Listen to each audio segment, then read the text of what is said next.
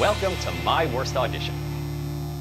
Okay, so I have this great one, and it actually then like calls back a number of years later. So back before times, before COVID, I was going into this pretty big casting office for a big medical procedural show on one of those big networks, right? Okay. And I would never book it, but I'd constantly be getting called back, and it'd be for like co-stars or recurring, role type of things. And every time I went in, the assistant would be running the audition, and she always loved my work. I mean, obviously, right? Because I kept getting called back in even though I wasn't booking it. Great, fine. So then maybe the fifth or sixth one I was going in for, the main casting director whose office it actually was happened to pop into the room, and he sat in on my audition. And he fucking tore me a new one. He was like, this is so, like, absolutely not. Like, that is not the way you, I mean, he just really, it was like, he treated me like I'd never acted before. And I'm telling you, like, I'd been brought back in for this specific show. Like, this was like my fifth or sixth time there. And the assistant was in the room, and she's just cowering in the background, like not saying anything. And so he gives me all these directions of how to do it. And I take direction pretty well. And I've been told I take that direction pretty well. So I take his direction and I do it. And he's just like, no. And then after like the third time, he was just like, all right. That like clearly I didn't get it. Like, it was his reaction. Like, there was no way he was working with me. And I'd never gotten called back into that show ever again after that, after I'd been getting called in regularly. Okay. So I was like, wow, that guy absolutely hates me. Fabulous. Great. Again, this was like, I don't know, 5-6 years ago. Now, fast forward to a couple of months ago, we're in the strike. Like we were saying earlier, I've been going in for a lot of equity theater productions because that's the only auditions that are really happening now. And there's this big show that was debuted in San Francisco, and they were holding EPAs for the New York production. And so I went in for, and it's an Asian American play. So I went in for it, and it was just have a monologue prepared. And it was this casting office. And so I was like, all right, like, let's see what happens, who knows? And so I go in, and the guy who runs his office, is there. I go in, and I'm like, not going to be bothered by this. I've been doing my monologue. I've been getting really good feedback on this monologue for these EPAs that I've been doing all year. I've gotten callbacks from it, whatnot. So I do it. And I forget his exact words, but he was like, okay, so now act this time. Carrie, it was like, act. Now say it to me like you're a real person talking to someone else. Like it was literally like, you suck, do it. And I was like, uh-huh.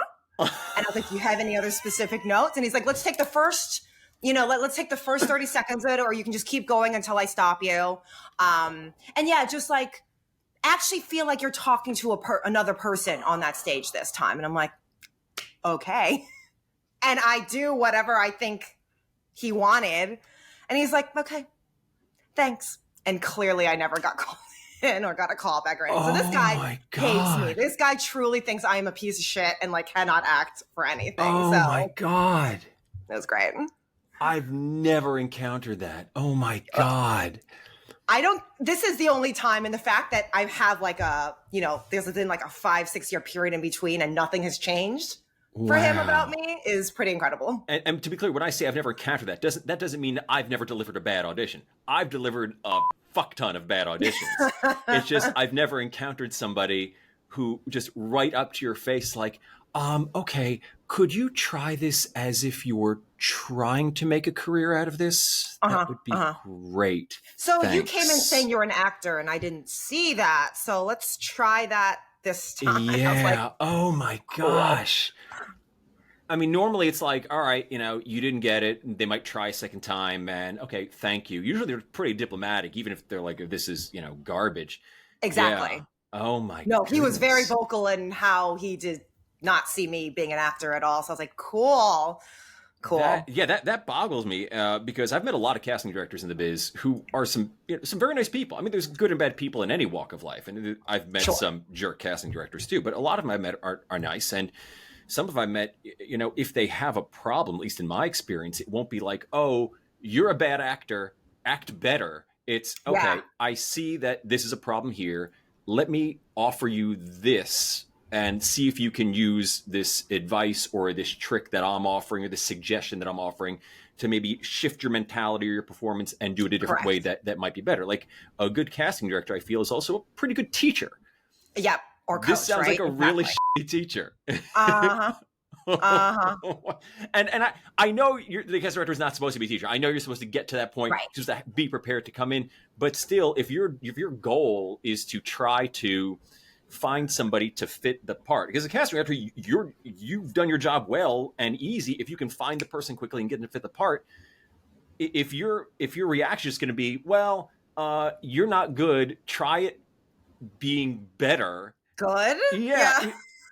You're just wasting everybody's time, because that's not going to get the performance. You're wasting your own time. And that just doesn't make sense to me. So either say thank you, I appreciate you coming in, good day, or offer a better suggestion and act better.